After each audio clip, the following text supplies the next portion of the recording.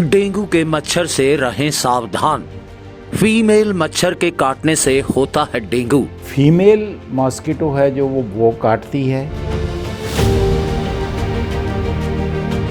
Aedes aegypti होता है इस मादा मच्छर का नाम। तेज रोशनी में काटता है डेंगू का मच्छर।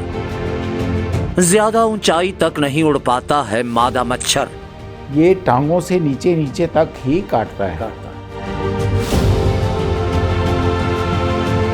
घुटने से नीचे हिस्से पर करता है अटैक। प्लेटलेट्स का हमारा रोल है खून को क्लॉट करना।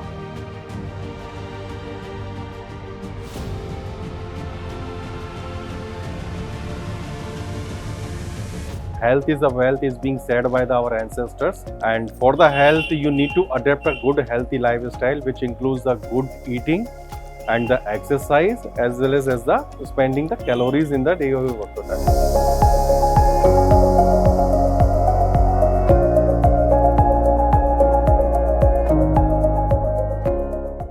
नमस्कार, मैं हिंदी टीवी देखने वाले हमारे सभी दर्शकों का बहुत बहुत स्वागत है। हेल्थ पल्स, जिसके तहत हम किसी न किसी विशेषज्ञ डॉक्टर से मुलाकात करते हुए आपको अलग अलग रोगों के बारे में जानकारी देते हुए सचेत करने की कवायद करते हैं। आज के दौर की अगर बात करें तो डेंगू अपने आप में एक ऐसा बुखार या ऐसी बीमारी जो इंसान को परेशानी में डालते हुए कई बार उसकी ज़िंदगी को भी खतरे में डाल देती है। उसी डेंगू के बारे में विस्तार से जानने के लिए और साथ ही साथ उससे बचाव कैसे किया जाए, उसके लक्षण क्या होते हैं, कैसे जो है समय रहते डॉक्टर के पास पहुंचा जाए, इसी तमाम विषय पर चर्चा करने के लिए आज हम मौजूद हैं डॉक्टर अश्विनी मल्होत्रा जी के पास। डॉक्टर साहब, बहुत बहुत स्वागत है आपका माई हिंदी टीवी पर। डॉक्टर साहब, सीधे लफ्ज़ों में और आम आदमी की भाषा में हम समझना चाहेंगे कि आखिर डेंगू जो है इसका मुख्य कारण क्या है और किस तरीके के मच्छर के काटने से ये इंसान को घेर लेता है।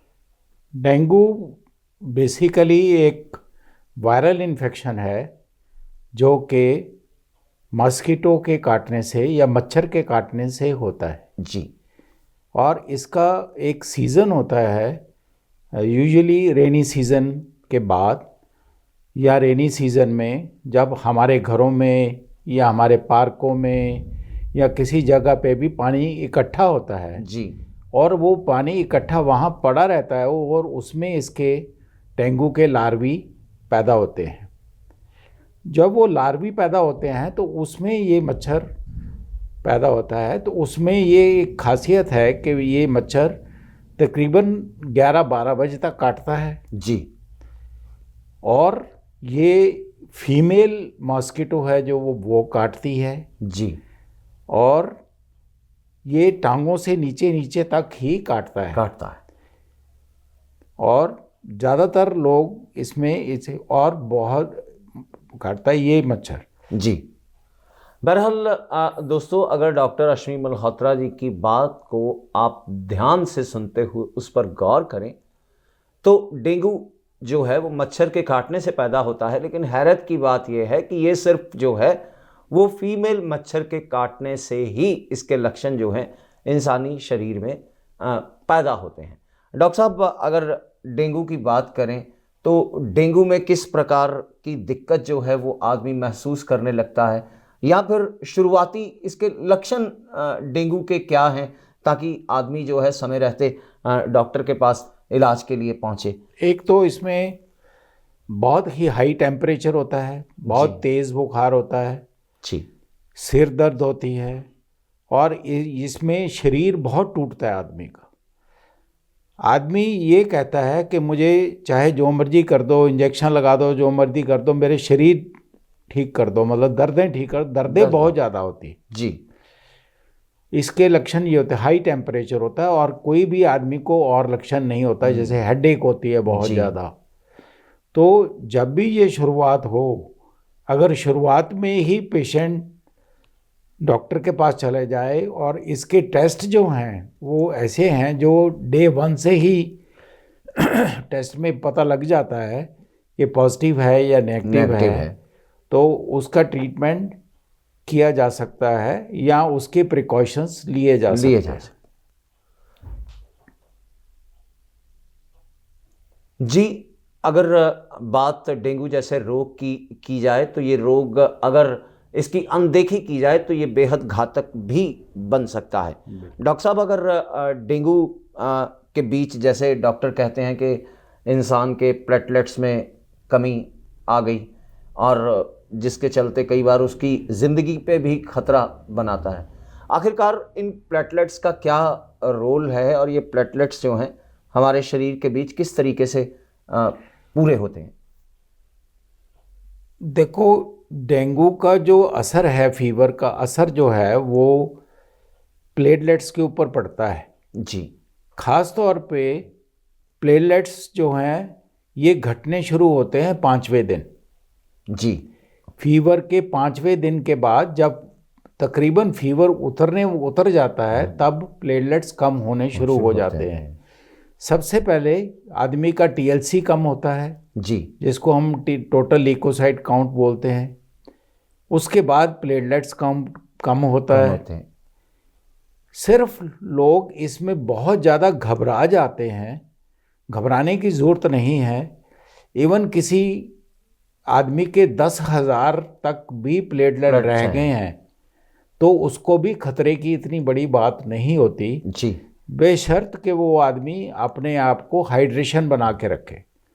हाइड्रेशन का मेरा मतलब है कि वो खूब पानी पिए, खूब लिक्विड्स पिए, ORS पिए, नींबू पानी पिए, मौसमी का जूस पिए और नारियल पानी पिए। ऐसे अगर वो लिक्विड्स पीता रहता है जी, तो इससे प्लेटलेट्स को नुकसान नहीं पहुंचता। और आदमी को ये तब नुकसान पहुंचता है जब शरीर में किसी भी जगह पर ब्लीडिंग हो जाती है। जी।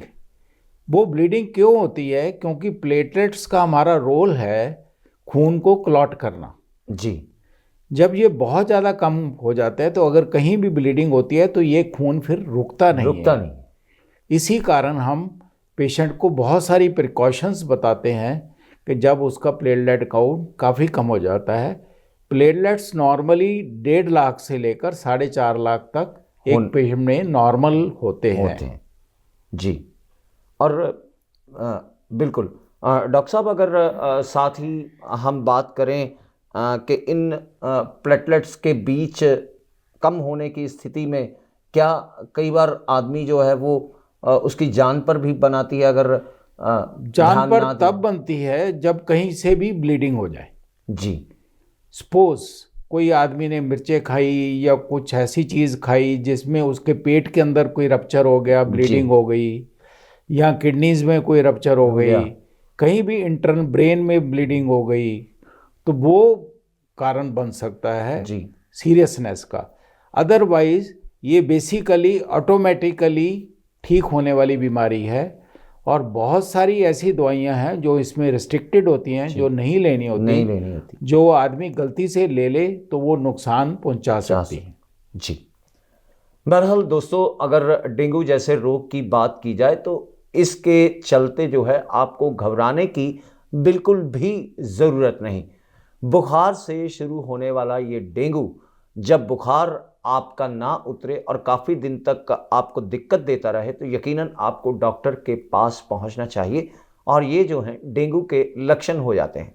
डॉक्टर साहब, जैसा आपने कहा कि अगर इंटरनल पार्ट में या कहीं पे भी ब्लीडिंग हो जाए तो वो रुकती नहीं है, तो माना जाए कि डेंगू का जो प्रभाव है वो आदमी के अंदर मौजूद जो RBC होते हैं यानी रेड ब्लड कॉर्पसल्स, क्या उन पर प्रभाव पड़ता है तभी खून रोकने में बॉडी जो है वो नाकामयाब? RBC के ऊपर नहीं फर्क पड़ता जी, WBC के ऊपर फर्क पड़ता है, जिसको हम TLC बोलते हैं जी। वो भी कम हो जाता है जी। 5 दिन बाद जब पेशेंट नॉर्मल भी हो जाता है तो ये नीचे को जाते हैं प्लेटलेट्स जी। 5वें दिन ठीक होने के बाद भी ये अपने आप आस्ता आस्ता वापस आना शुरू हो जाते हैं और 5-6 दिनों में बिल्कुल नॉर्मल आ जाते हैं जी।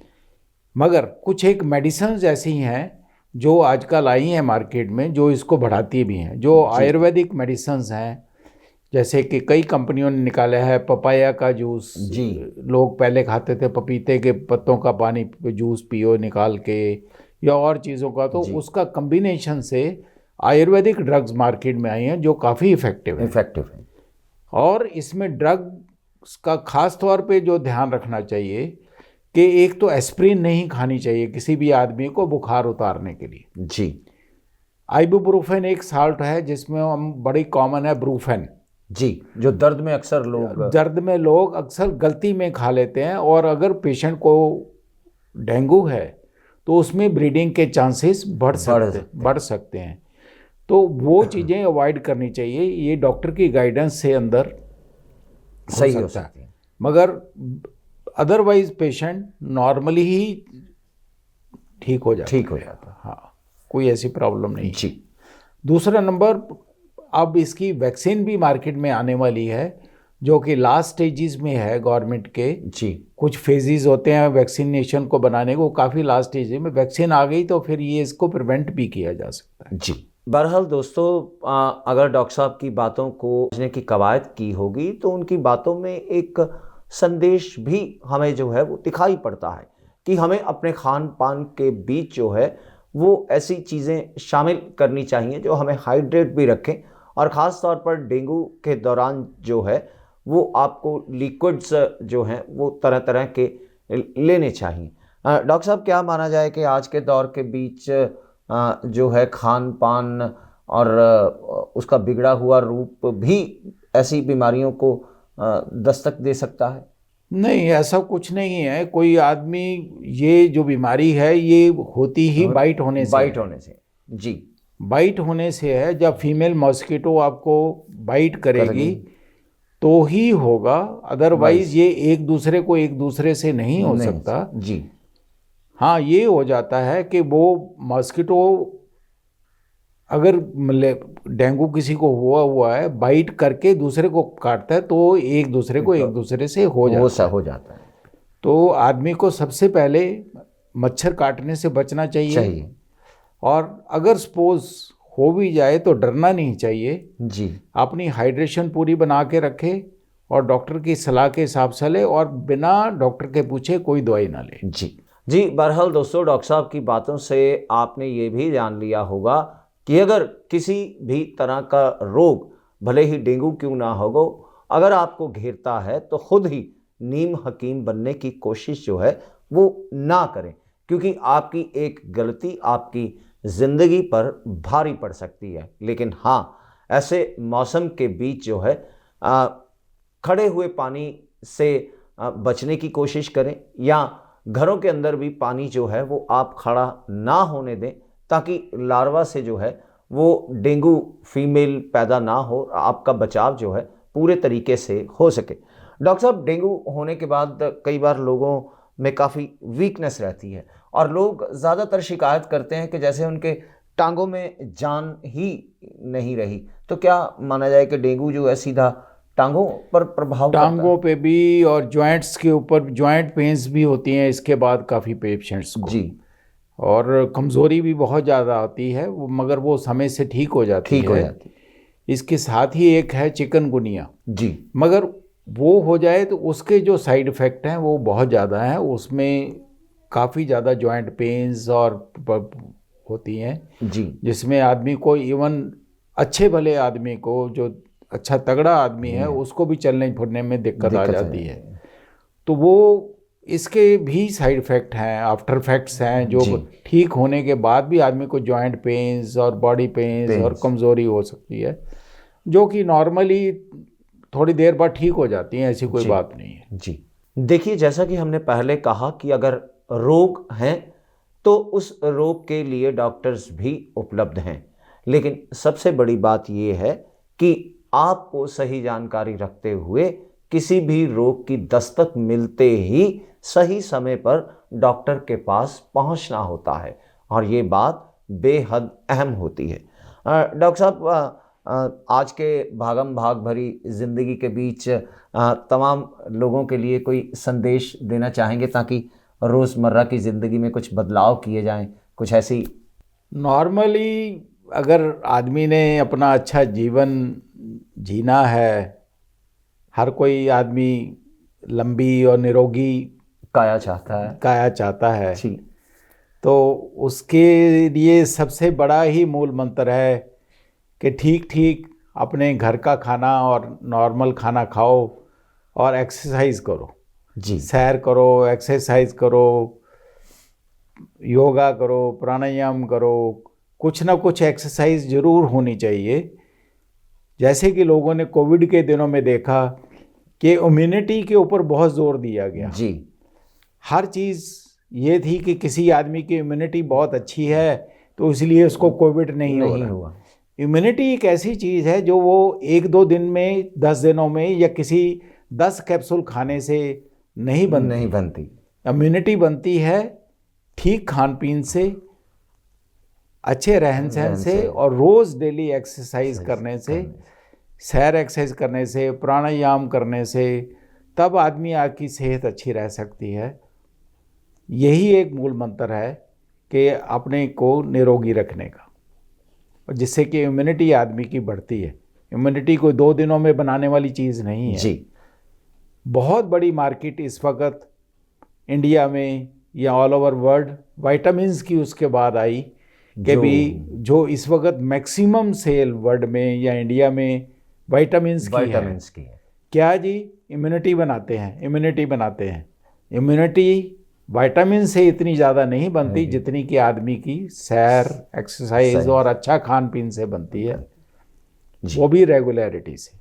जी बहरहाल आज की भागम भाग भरी जिंदगी जिसके बीच तनाव भी है, ऐसे में अपने आप को दुरुस्त रखने के लिए अपनी रोज़मर्रा की ज़िंदगी में जो है वो सैर को शामिल कीजिए और थोड़ी बहुत जो है वर्जिश यानी कसरत को शामिल करना बेहद ज़रूरी है, क्योंकि शरीर जो है वो खुदा की बख्शी हुई, भगवान की बख्शी हुई एक बेहद अनमोल दौलत है, और इस दौलत को सही ढंग से संभाल कर रखने के लिए बेहद ज़रूरी होता है आपका खान पान, आपकी रोज़मर्रा की ज़िंदगी के बीच वर्जिश का होना, जैसा डॉक्टर अश्विनी मल्होत्रा जी ने बतलाया भी।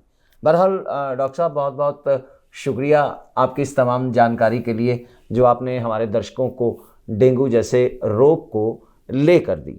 बहरहाल दोस्तों, अब हमें दीजिए इजाज़त, अगली बार फिर हेल्थ पल्स के तहत मुलाकात होगी किसी नए विशेषज्ञ के साथ जिनसे हम चर्चा करेंगे दूसरे किसी रोग के बारे में।